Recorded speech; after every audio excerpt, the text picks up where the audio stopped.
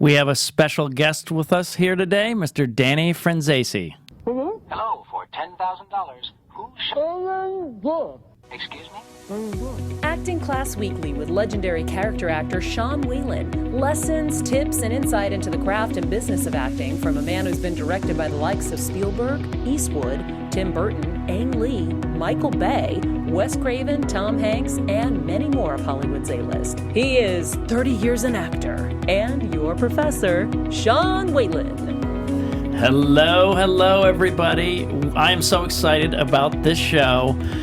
We have a mega talent, someone who has done some of the best comedy, some of the darkest dramas, and everything in between. Mr. Danny Franzese is with us today. Oh, you were talking about me? Yeah. I wasn't sure. Yeah. I was like, I can't wait to meet this person. And as always, we have Roxy Striar, Ms. Phenomenal. Hey, Sean. And our producer, Jeff Graham, Mr. Funtabulous. Yo, guys, very excited for the show today. Yeah, so... I have never heard him say yo before.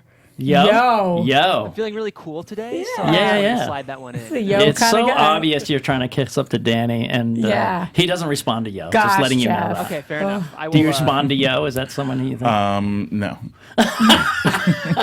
Tell it like it is. Tell it is. He doesn't lie. Maybe Listen, like, yo, here's your check. No. Yeah. We all respond to that. We all respond to that.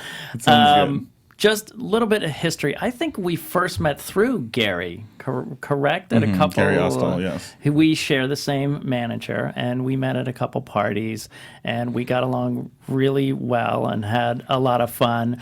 And then Danny came to one of my classes and spoke to my students, and it was mind-blowing for me.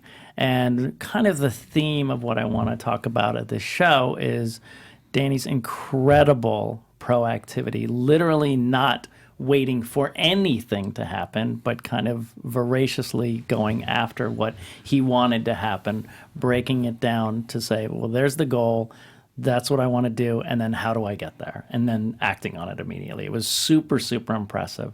So I wanted him here to talk about that in general, but talk about the beginning of his career and some of those stories, and just to see that proactivity is key. We were talking about this at lunch, how we talked about in a business where there's 5,000 paths, you always, for yourself, at least to keep yourself sane and on track, is make a plan.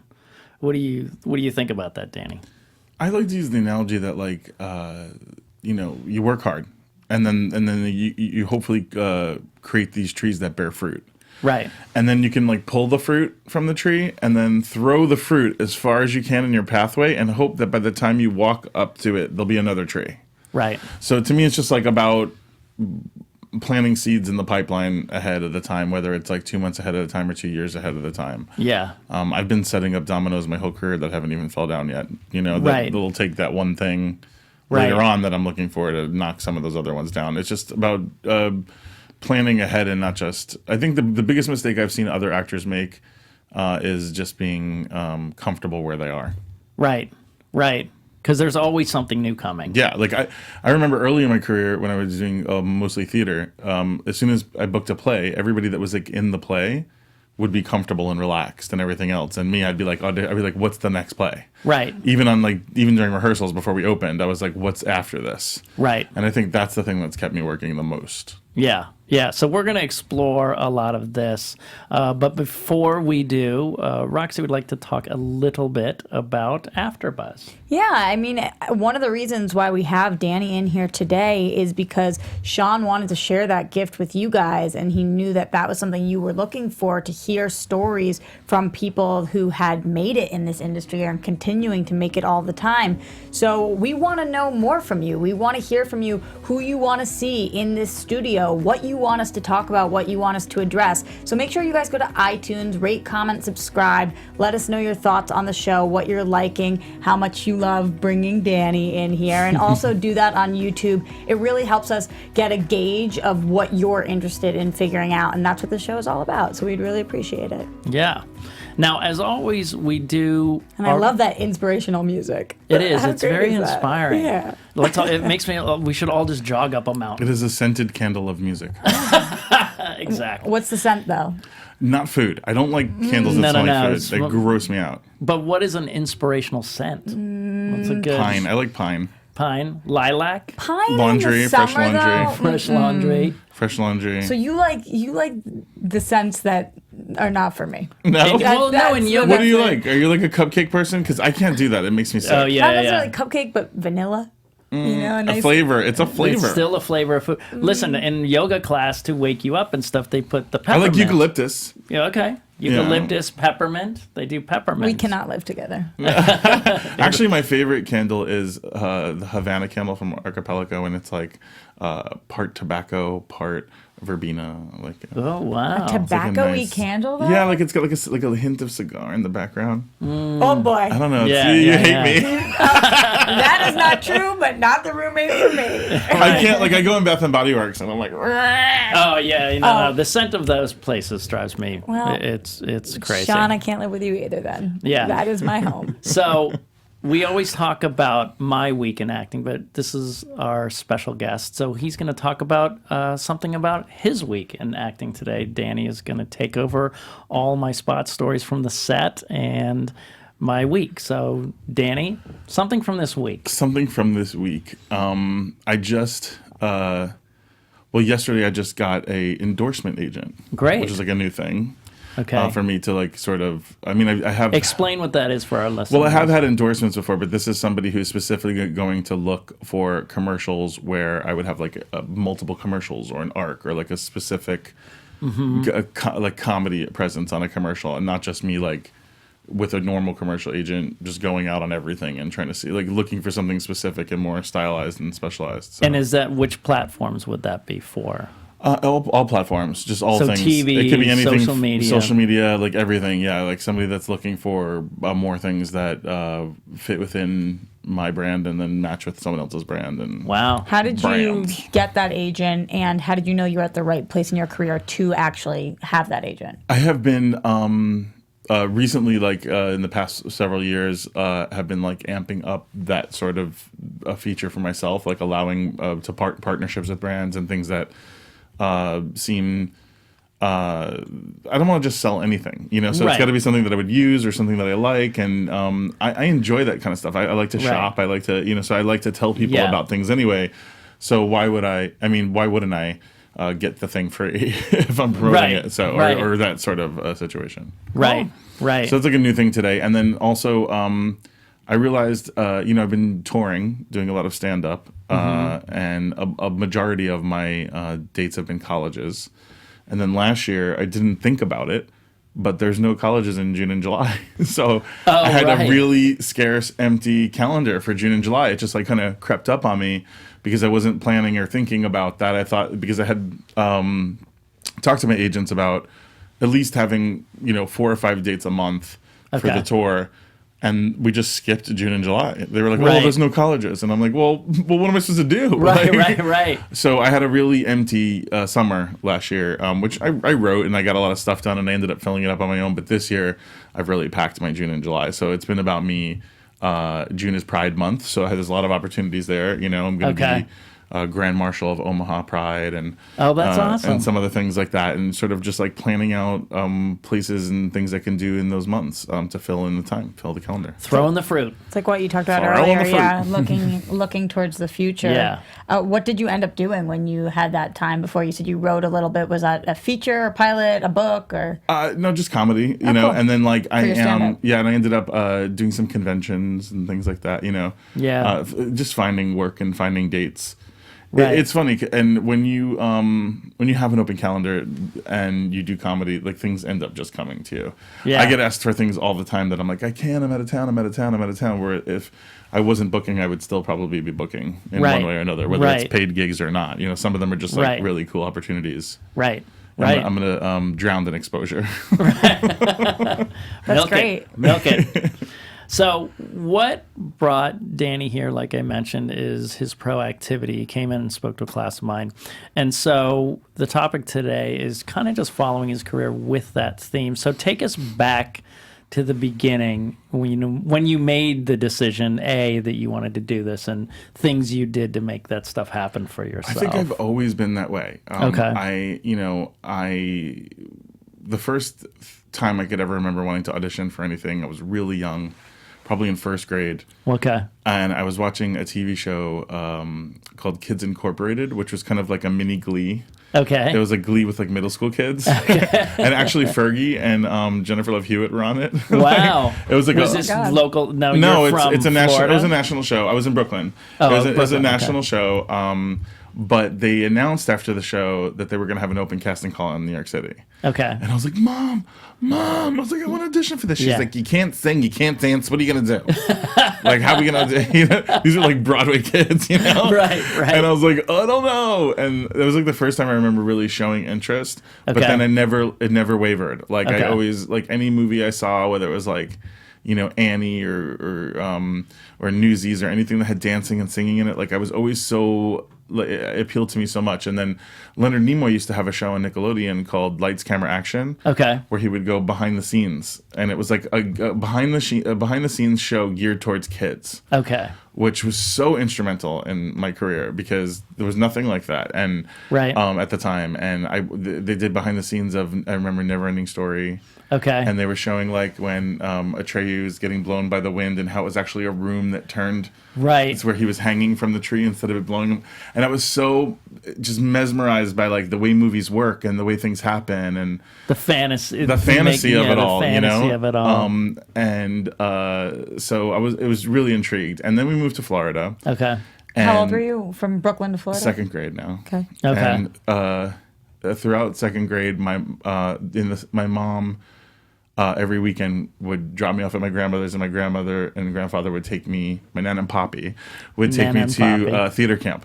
Okay. So I did like theater camp all summer, and I really got into that, you know. And a weird thing, just for other people who are getting, were you okay in school? Did you get decent grades, or were you one of these so artistic that the framework of school just didn't work? The framework of school never really worked for me. I was smart. A lot of artists. I was always tested for like advanced or honors or gifted or whatever they called it in whatever grade I was in.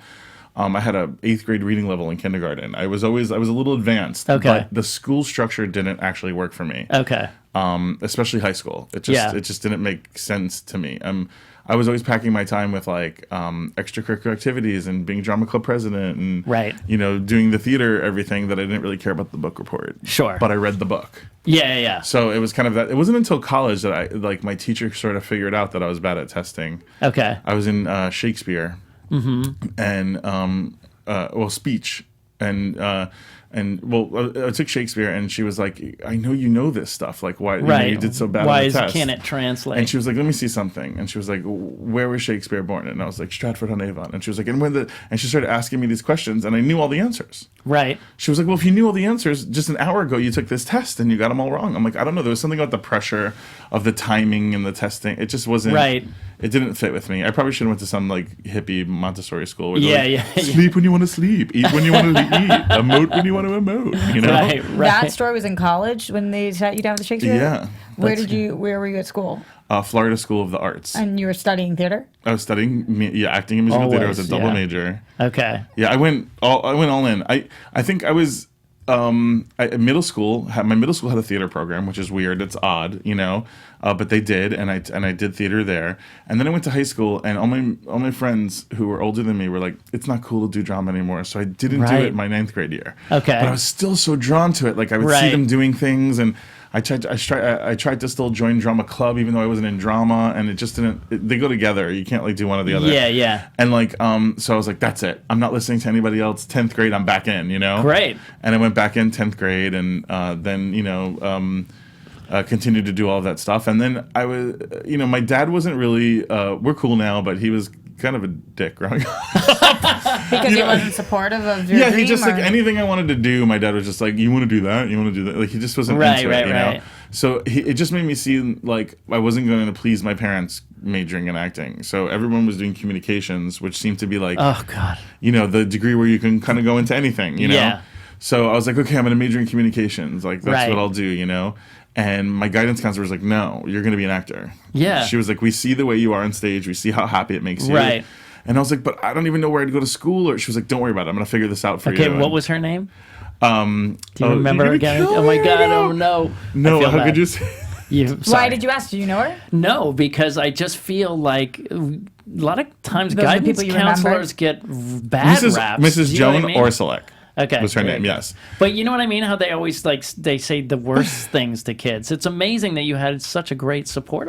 She was incredible, Miss Orsolek, and I actually from the first I was really paranoid and anxious about what was my career path going to be. Okay, maybe part of it was being like a little closeted to myself queer kid, not really trying to find an identity. Okay, but from day one, I was like, I'm going to do this. I'm going to do high school right. Most high school kids don't even really meet their guidance counselor till their senior year or something, or their junior year. But I was first day freshman year, what do I do? I want to can I start out for scholarships now? I was trying all this stuff so early on. So she had already known me. I was in her office a lot, I didn't want to mess it up, and I didn't know how it was possible. My grades weren't good enough. I just didn't know how it was possible. Okay. What were your parents telling you? That they hoped you would do what? That they said nothing? I mean, I don't want to say that they were bad parents, but they were really young, and I don't think they school wasn't, it was important to them that I did school, but I don't think school was important to them when they were in school. Right. And it was just a different thing. It was a difficult environment to be in, and I speak now to anybody who's in that environment now or has been in that environment. Yep. It was not easy. It would be I'd get a book report and be like, Dad, can I go to the library? And he'd be like, tomorrow, until the day before the report's due. Right. And then I'd go and rush to the library and try to do it, and then I'd get grounded for getting the bad grade. It was just an endless cycle of just being set up to fail. Set up to lose. Yeah. So my guidance counselor was in a meeting, and she heard somebody said, hey, if anyone wants someone to go into theater, there's a really good theater school. And she had heard about it, and she called me in her office, and she's like, I found you this school. If I can get you into the school, is there somebody in your family that would pay for your housing? And I was like, maybe my grandparents. Okay. And she's like, call them right now. And I was like, what? And so I called my grandma, and she's like, hi, this is Danny's guidance counselor. She's like, if I got Danny a scholarship and I got him into college, would you pay for his housing? And she was like, yes. She was like, say thank you, Nana. And I went, thank you, Nana. And she hung up the phone, and she's like, now next step. She was on it, Yeah. And so my dad drove me up to the, I was already going to drama state competition. Okay. And the school was at state competition auditioning. Oh. So they set up a private audition in the hotel room of one of the professors for me for the school. So it was the first time I ever did a monologue. My high school isn't really requiring us to do all these. Sure. It was a drama program, not a serious theater program. Yeah. So I did a monologue, and do you remember what it was? Yeah, kind of. Yeah, a little bit.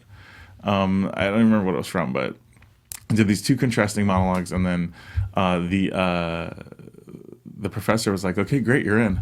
And I was like, what? On the spot? Yeah, on the spot. They were like, welcome to, Florida School of the Arts. And I'm like, oh my God, I'm going to go to a theater college. This is going to be. Oh my God. I was like, it was amazing. American Idol. Or something. I really was like, this is going.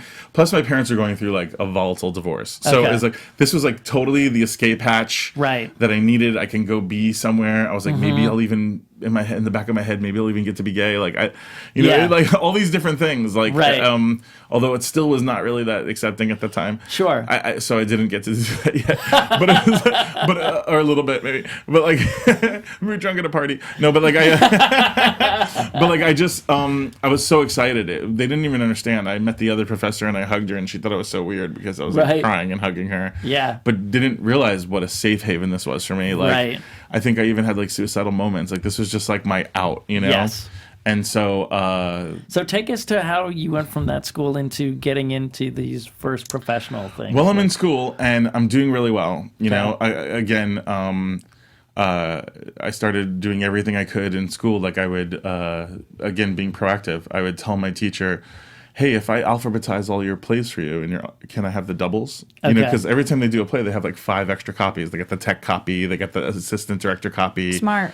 So she'd be like, yeah. So I, alphabetized all of her plays for her, and then ended up with a little library, and then I read all the plays, and I started pulling anything that seemed right for me in it. I would pull out of it, and then they had all these old backstage magazines, newspapers in the office, and when they would get too old, I would take them and just read what the auditions read and read the articles of their advice, and be this, just sort of look at things that I might be right for, now and just kind of get an idea. And this was just freshman year you were doing this? Yeah, this is like freshman, sophomore year. So I've been meaning to ask you this. Where did this come from, do you think?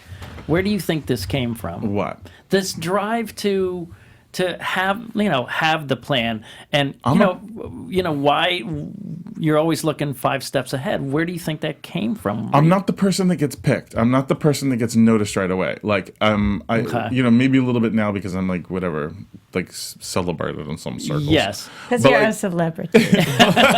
But like even with that, like I have friends who like Lizzie Kaplan from Mean Girls. Like, yes. I remember after Mean Girls, she could sit under a tree at a party and everyone will come up to her. But if I sit under the tree, I'm by the tree by myself, all alone all night. Right. Why do you think that was? Because she's a pretty girl and I'm like a giant, queer guy in the corner.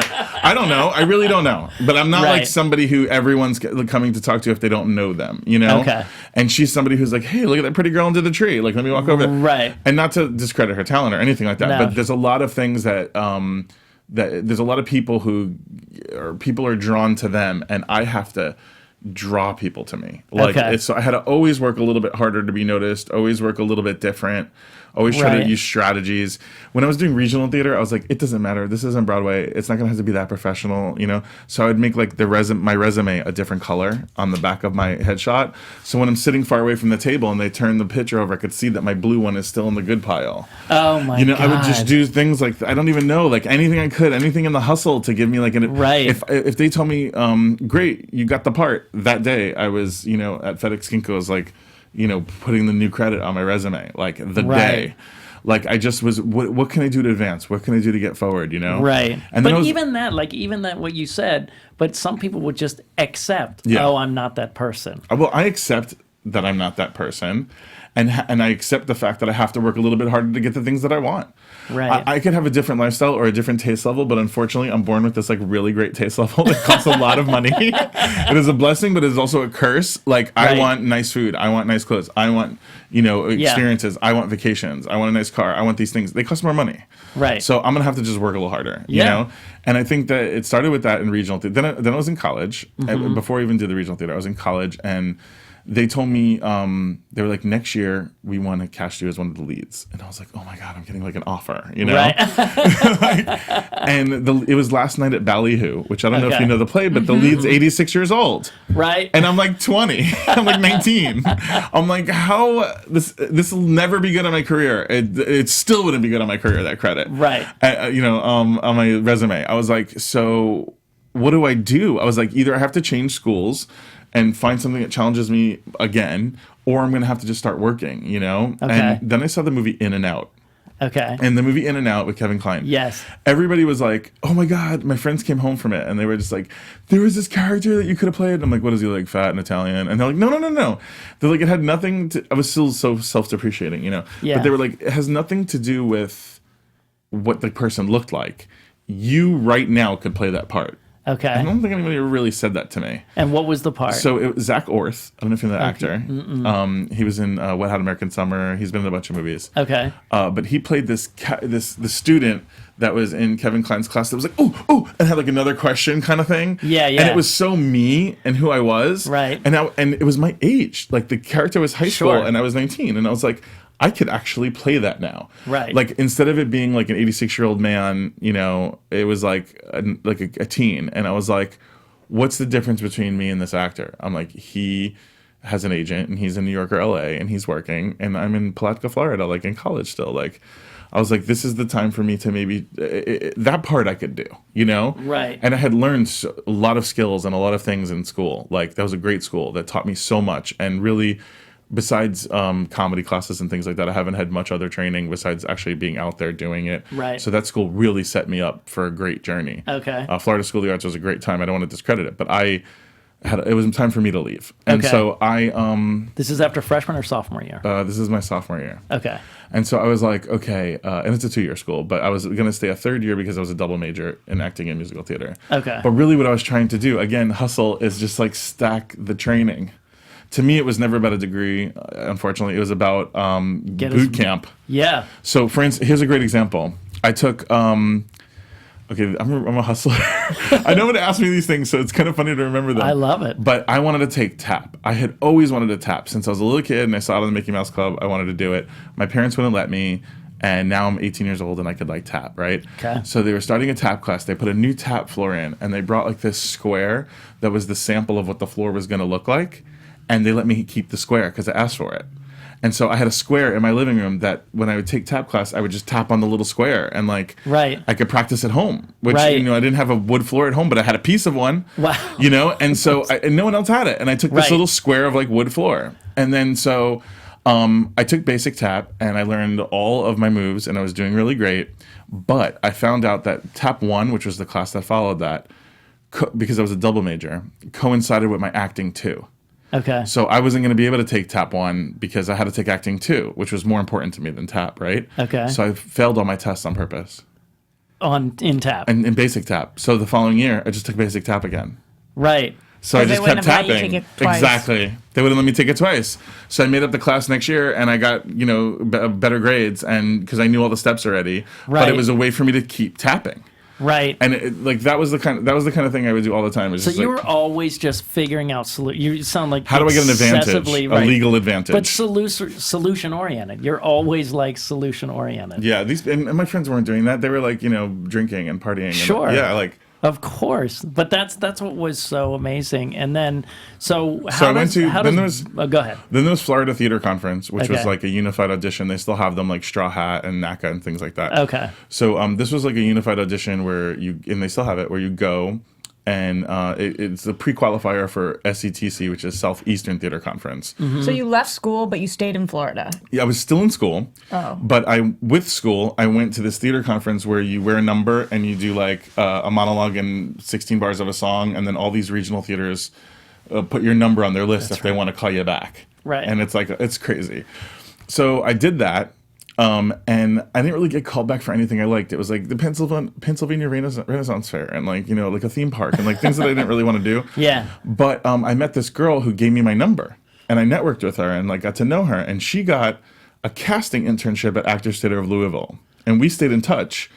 And she was like, why don't you come visit me? So as soon as summer hit, I went to Actors Theater of Louisville. And I just stayed with her. She put me in the actor housing, and I got to see like Paula Vogel workshop a new play, and I got to, you know, watch all this stuff and like see like the original cast of Greater Tuna and like all the, you know, do all these like different things, you know, nonsense. And it gave me like the little juice I needed, you know. Okay. Then I went to New York City, and I was like, okay, I'm in New York City, and I was only there for like 2.5 weeks. And at this time, I still have my apartment in college. I'm going back the next year, and I'm going to be starring in Last Night at Bellevue. Right. But I was in theater, and my cousin Diane was like, are you auditioning for stuff? And I'm like, no, not really. She's like, well, did you get headshots? I'm like, yeah. She's like, do you know where to find the auditions? I'm like, backstage, but there's none in Brooklyn. And she's like, well, go to the city. And I had never like been to the city by myself, and I was like, you lived in Brooklyn? You had never been? I lived in Brooklyn until first grade. Right. Yeah. So, okay. So now I'm going back, and you know, I used to go every summer and visit my grandparents, but like now, like I'm back, and I'm like, okay, I got on the train, I got off the train, I bought a backstage, I got back on the train. And then I'm looking in backstage at all the auditions, and there was an audition for Broward Stage Door Theater, which was doing a season of musicals. And Broward is where I went to high school and where my mom lived. Oh my gosh. So I was like, if I mess up, I'll just land on their couch. Like, this is the one I'm going to go for, you know? Right. So I auditioned for a few things, but I went in for that. And while I was there, they called me back, and I got 1776 and Damn Yankees in their season. And I was like, oh my, I called up school. I'm like, I'm not coming back. Yeah. Like, this is it. Like, I'm starting my career. Put away that gray wig. Put away the gray wig. I was so high off of that. Like, my family didn't get it. They were like, you're doing a musical? Okay, congrats. That's good. Like, I'm like, do you understand this is my big frigging break? Like, but they let you stay on their couch? Were they supportive in that sense, or no? Well, because I auditioned in New York, I was a New York hire. So I got housing. Oh, nice. Okay. And then here's what I did. Another scam. Another Dan scam. Dan Franz scam. Because I was in regional theater, I went and got a voicemail service. Okay. That had a New York City number. And I was like, sorry, I'm not home right now. I'm currently out of town doing this musical at this thing. So then every other play that I auditioned for in Florida, I kept getting housing. Wow. Because I was considered a New York actor. Right. And so I just kept like... and there was no way to get more pay. Like the pay was $280 a week. That was like the equity minimum or whatever. Okay. At the time, we're going back. This is like 1998, right? But you couldn't get housing. That was the thing you could. Housing was the thing you can do to add more to your contract. Okay. So I wanted the housing. I didn't want to live with my mom. I could have, but I wanted the housing. So I just had the fake voicemail. Right. And that led to that. And then from there, people were like, I think we're going to get nominated for a Carbonell Award. And everybody laughed. And I was like, well, what's that? And they're like, it's a theater award. I'm like, oh, you think we're really going to get nominated? And they're like, not at this production, but, some theaters do that. And then I was like, from now on, I'm only auditioning for theaters that have been nominated for that award. Because now that's what I want. Okay. And so then I started doing that, and then when I was 21, I got the award nomination for the Carbonell Award. And it was like, I just kept making, what was the best? What could I do, Right. And then I was non-equity.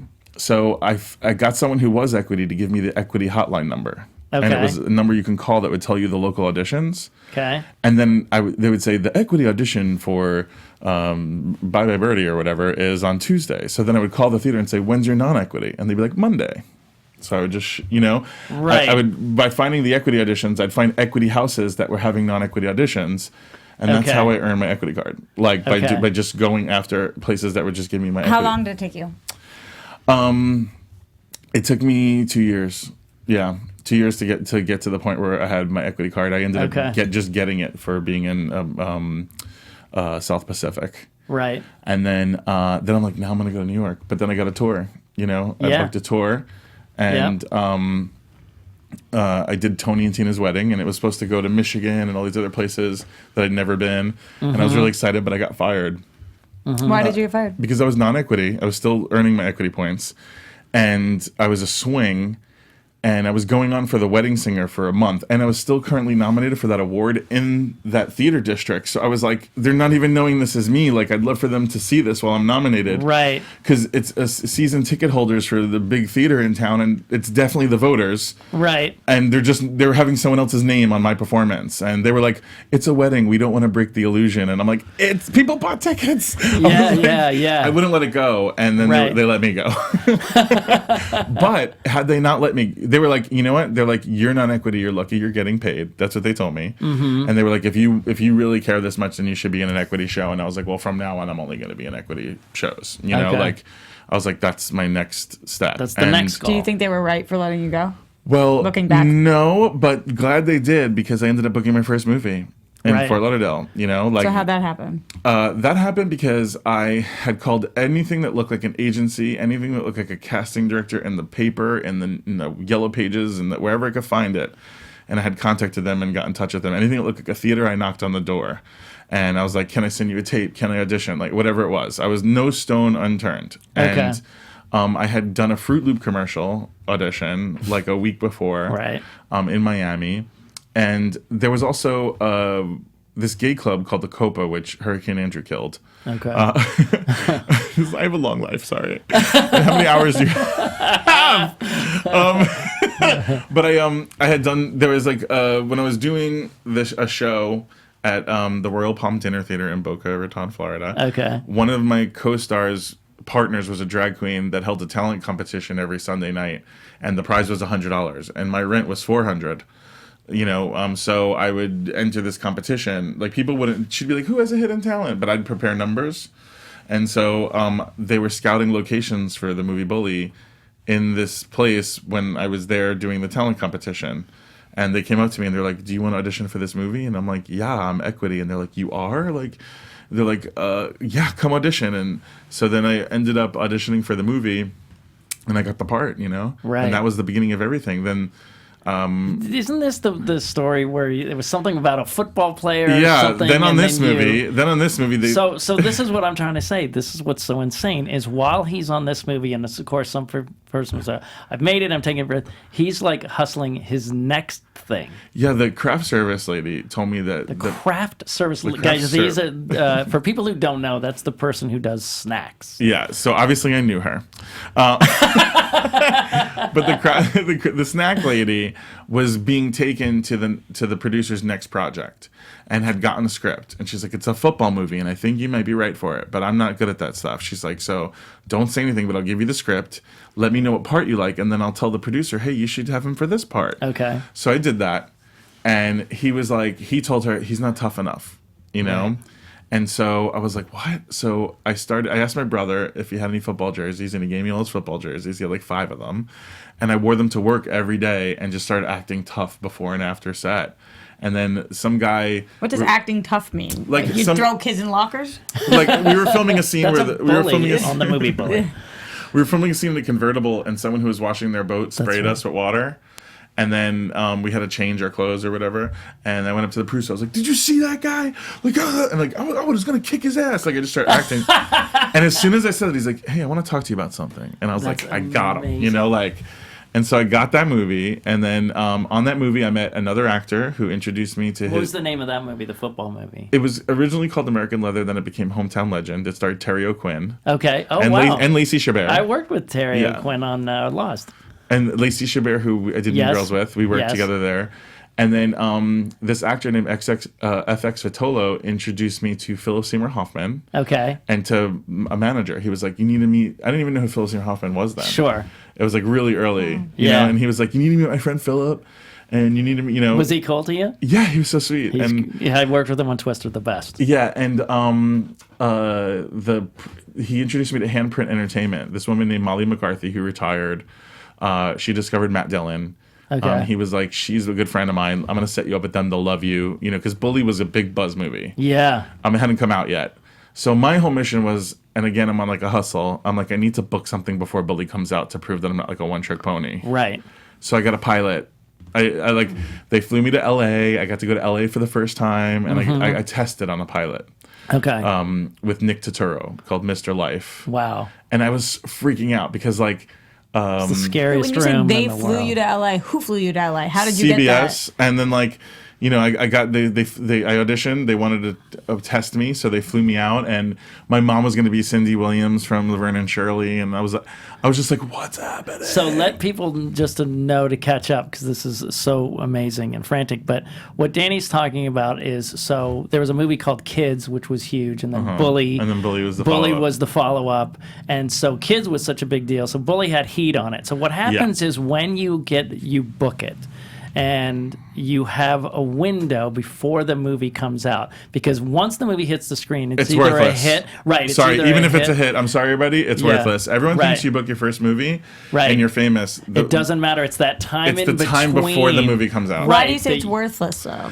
Because this is a "What have you done for me lately" town, and you're Right. like, "My movie came out yesterday." They're like, "Well, that was yesterday." Yeah, yeah, Like yeah. it's really like that. So they'd like rather Mean know your Girls, movie's coming out. Mean Girls was #1 for 3 weeks in a row, and the appointments were like, "Well, what are you doing next?" Right. It wasn't about Mean Girls. It was about, "Well, what's your next job?" So And I'm Mean like, Girls didn't help you book anything after that? No.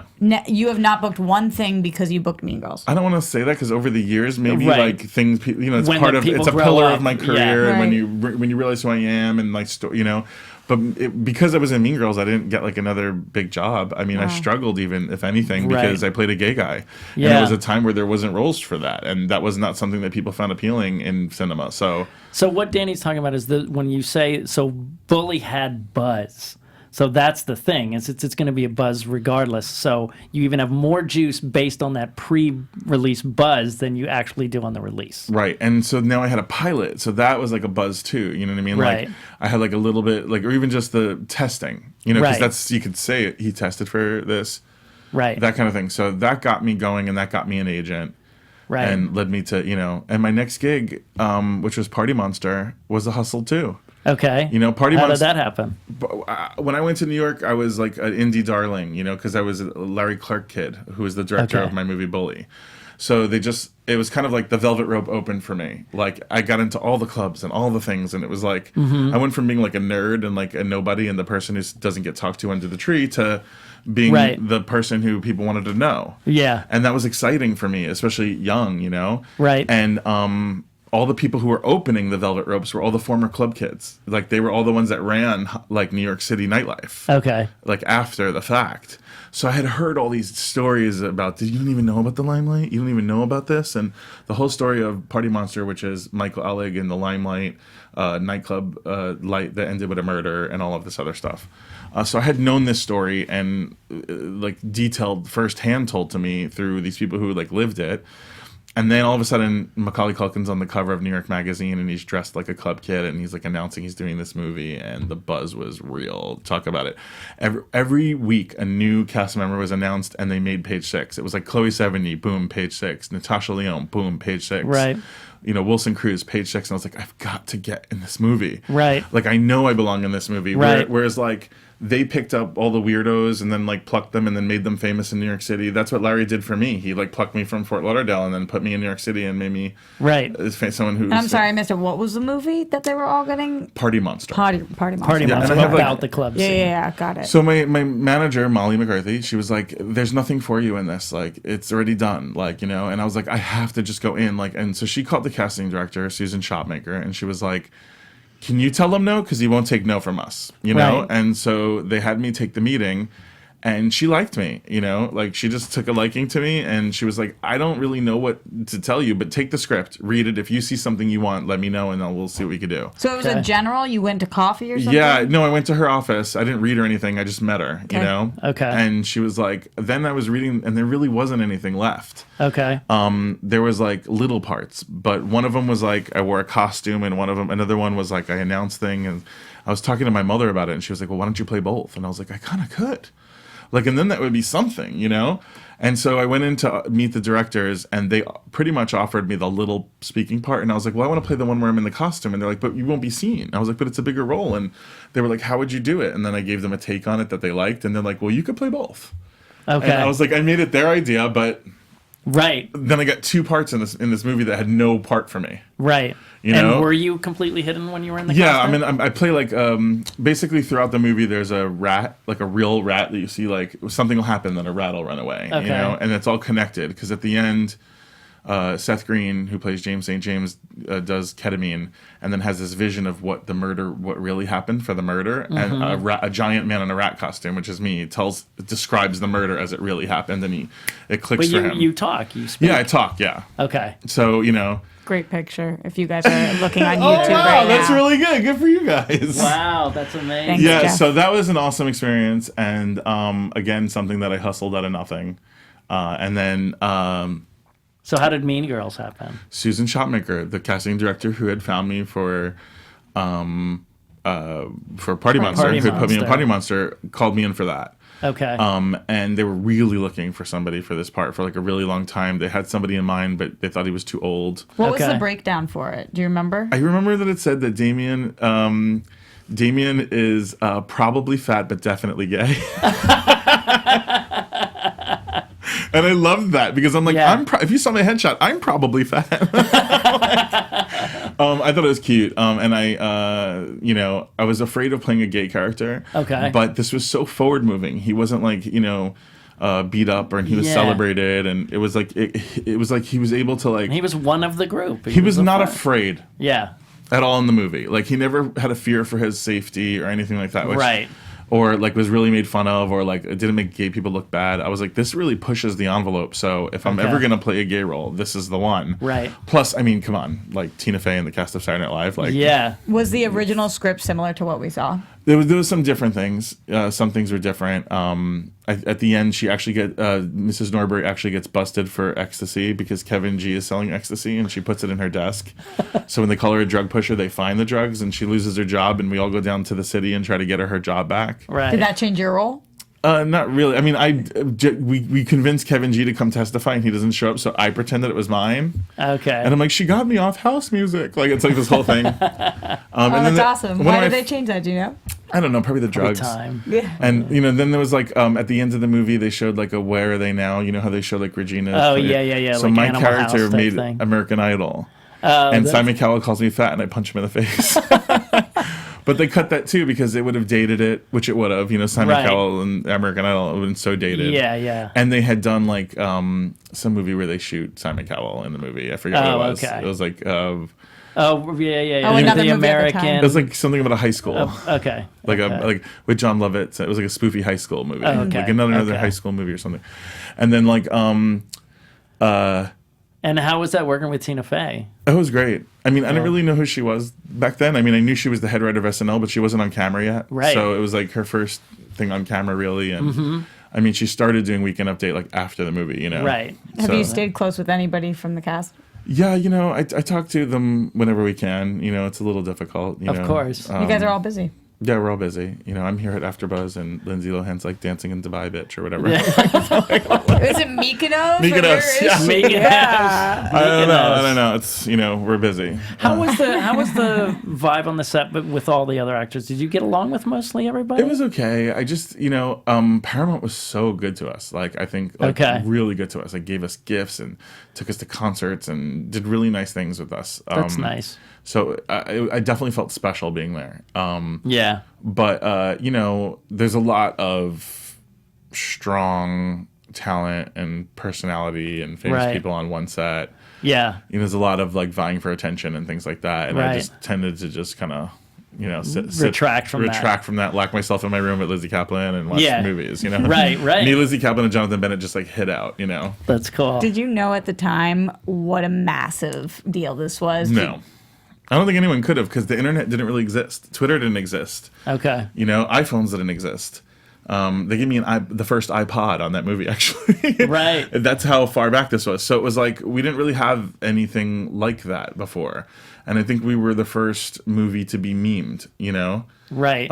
Harry Potter came out as the Harry Potter stuff, they started mashing it with us because we were already the meme.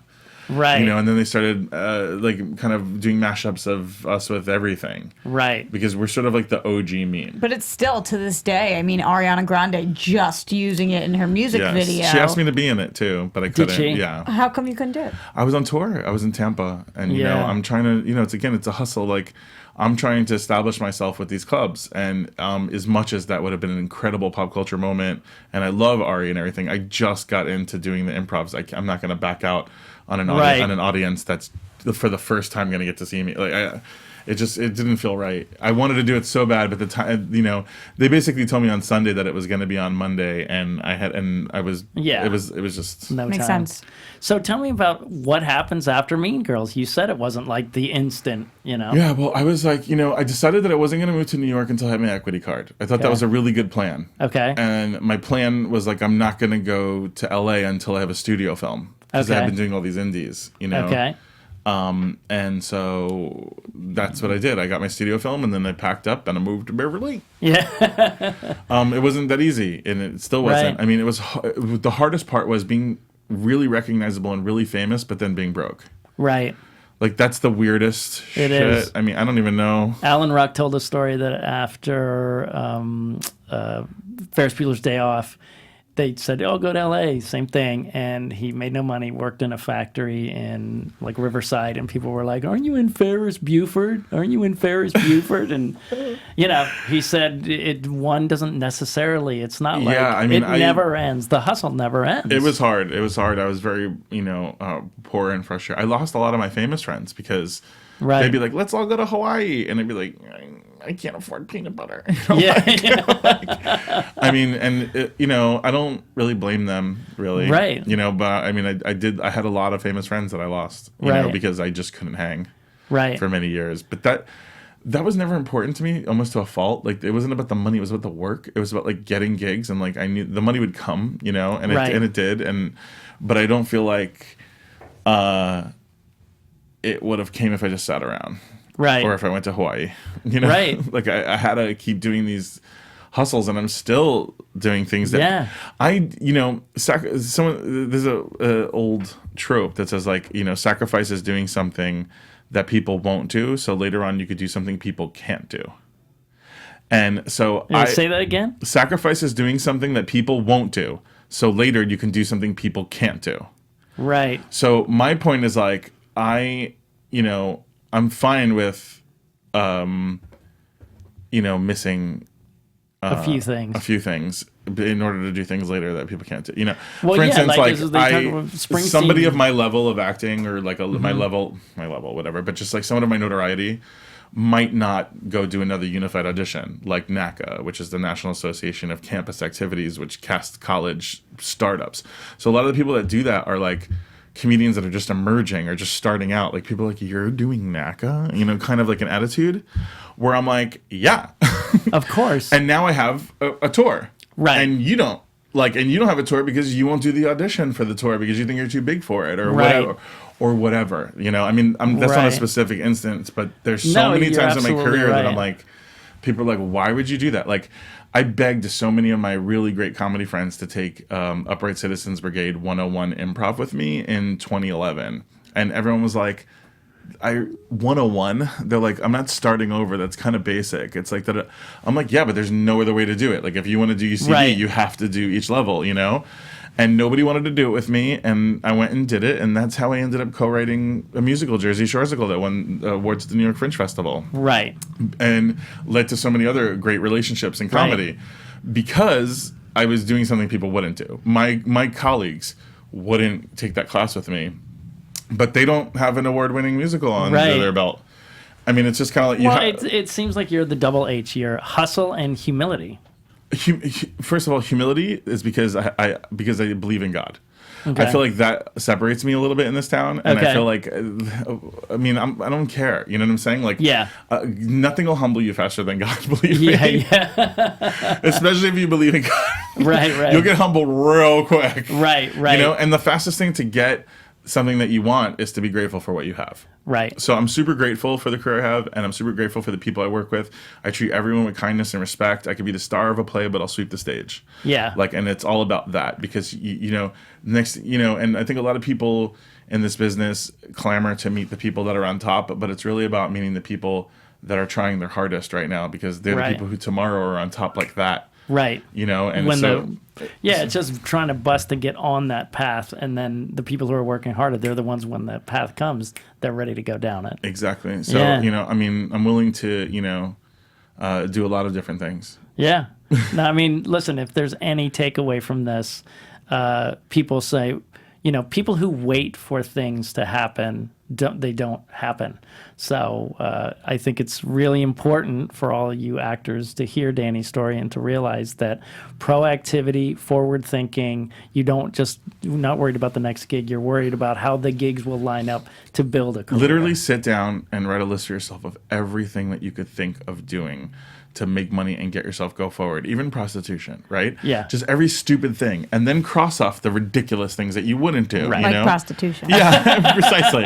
But I'm saying, like, if I did that with my mom when she was looking, I know we were wrapping up, but I did that with my mom when she was looking for a job, you know? She was like, I don't know what I'm going to do when she got a divorce. And I made her write everything down, even prostitute. Right. And then because she wrote down prostitute, she wasn't afraid to write down something like lunch lady, which she was like, hey, I could probably do that. And then ended up getting a lunch lady job in, like, my old high school. Right. With my brother and sister. So it's like, if you're willing to, like, get as stupid and as, like, out there as you want, and then you can kind of edit. Then of course you can, take things but good luck, everybody. But listen, this is extreme. It's so much. But now you can see why I wanted Danny in here. It's an amazing journey. He never sat on his, laurels and always pushed forward, and that's the only way to be. So, Roxy, where can we find you? Everywhere at Roxy Striar. Danny? You can find me at What's Up Danny on Instagram, Twitter, Tumblr, blackpeoplemeet.com, JDate, and Venmo. And Farmers Only. Jeff? Off guard, Sean. You guys can catch me on Twitter at Jeffrey C. Graham. Sorry, sir. No, you're good. And I'm at That Guy SMW on all Instagram and Twitter, and Sean Whalen Peeps on Facebook. And as always, thank you for letting us be part of your journey. Our founder, Keven Undergaro, and me, Maria Menounos, would like to thank you for tuning in to AfterBuzz TV. Remember, we're not just the first, we're the biggest in the world, and we're the only destination for all your favorite TV shows. Whatever you crave, we've got it. So go to AfterBuzzTV.com and check out our lineup. Buzz you later. The views expressed herein are those of the hosts only and do not necessarily reflect the views of AfterBuzz TV or its owners or principals.